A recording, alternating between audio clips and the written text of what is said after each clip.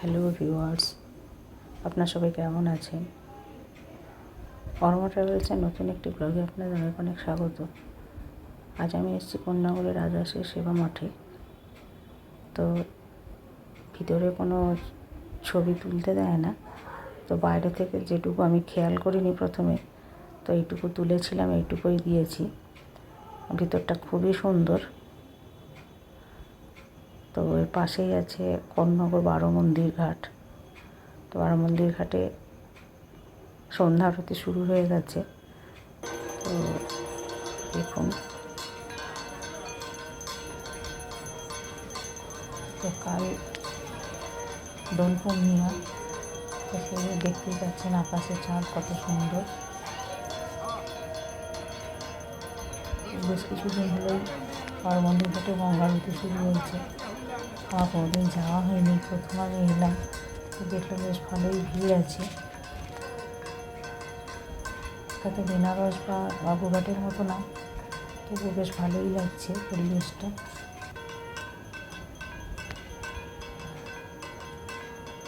যারা কোন্নগরে থাকেন বারোমন্দিরের কাছাকাছি, তারা এসে দেখে যেতে পারেন অবশ্যই।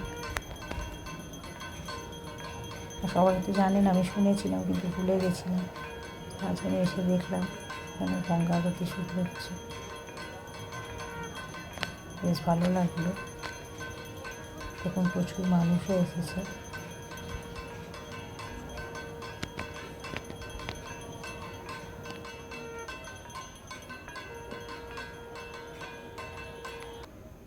তবে সুন্দর গঙ্গা আরতি, হয়তো বেনারস বা কলকাতার বাবুঘাটের মতো না, তবে ভালোই, বেশ ভিড়ও হয়েছে। আর এই হচ্ছে বারোমন্দিরের দ্বাদশ জ্যোতির্লিঙ্গের মন্দির। 12টা শিবের মন্দির আছে, এদিকে 6টা, ওদিকে 6টা। তবে আজকে বেশ ভিড়ও হয়েছে।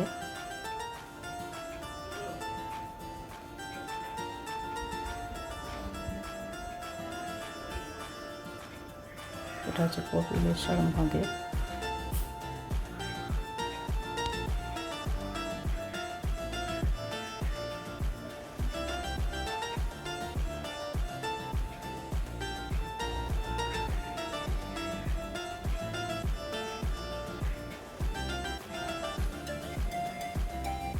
এখানটাতে বেশ ভিড়, এখানটা বোঝা যাচ্ছে না, বেশ ভিড় রয়েছে।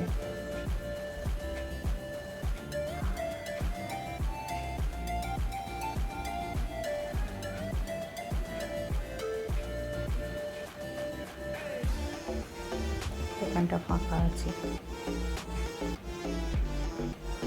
এখানটা হচ্ছে বিশ্বেশ্বর মহাদেব, উনি হচ্ছেন। তো এরকমভাবে 12টা জ্যোতির্লিঙ্গ আছে, এখানেও সেম রাখা আছে। দ্বাদশ জ্যোতির্লিঙ্গ প্রত্যেকটাই এখানে সেই নামে আছে।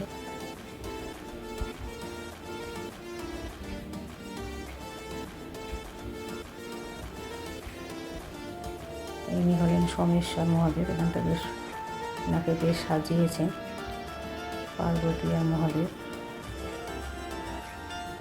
তো এরপর হচ্ছে এই দিকটা, এদিকটাতেও 6টা মন্দির আছে।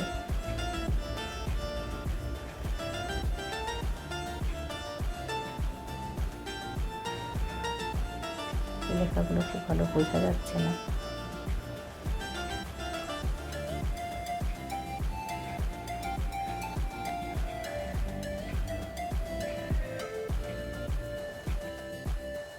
এই হলো কোন্নগরে বারোমন্দির ঘাটে 12টা শিব মন্দির। বিকেলে এবং সকালে অনেকেই এখানে মর্নিং ওয়াক, ইভিনিং ওয়াক করতে আসে, তার জন্য ভিড় থাকে। ওপারটা হচ্ছে পানিহাটি।